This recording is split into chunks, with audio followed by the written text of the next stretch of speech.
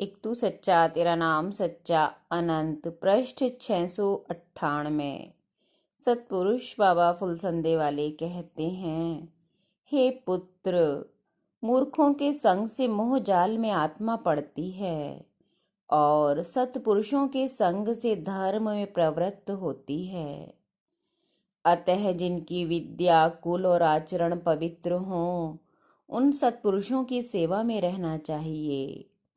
हे पुत्र, सब आदमी जानते हैं कि अन्न बिना भी मनुष्य जी सकता है, परंतु इसके साथ इतना नहीं जानते कि जो मनुष्य अपने अंतःकरण को साधु समागम से अथवा भक्त जनों के चरित्रों से वंचित रखता है, उसके अंतःकरण की तो शुभ से मृत्यु ही हो जाती है, अर्थात वह अधर्म अनीति में डूबता चला जाता है।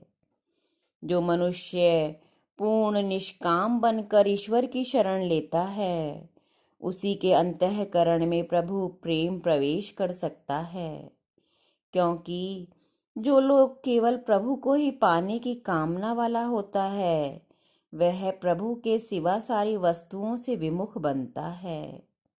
जो मनुष्य सांसारिक पदार्थों के ऊपर आसक्त नहीं होता, इतना ही नहीं बल्कि उल्टा अपनी देह और जीवन तक को दुख रूप और दोष में समझकर उससे भी असंतुष्ट रहता है, वही सच्चा विरागी है। जब तक तुम्हारा अंतःकरण सांसारिक विषयों से उपरत होकर प्रभु के मार्ग में आसक्त और स्थिर नहीं हो जाता तथा परमेश्वर के दिए हुए वचनों में दृढ़ विश्वास नहीं हो जाता, तब तक तुम चाहे जितनी क्रिया उपासना ध्यान उपवास और व्रत किया करो, परंतु सत्पुरुषों की कृपा आचरण अवस्था या पद तुम्हें प्राप्त होने वाला नहीं है। भोजन इसलिए किया जाता है कि शरीर स्वस्थ रहे और उस शरीर से ईश्वर की आराधना की जाए। साधक को वस्त्र भी सात्विक हो और उसमें किसी प्रकार का दिखावटीपन न हो। साधक का धर्म है कि वह कम सोए और कम बोले, सांसारिक व्यवहारों से अपने को अलिप्त रखे।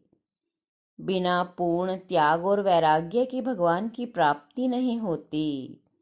दृष्टांत के तौर पर एक ऋषि को भी 70 साल की आराधना के बाद पूर्ण ज्ञान की प्राप्ति उस समय हुई थी जबकि उन्होंने अपने पास की बची हुई 2 वस्तुओं को, यानी एक मिट्टी का बर्तन और एक वस्त्र भी त्याग दिया।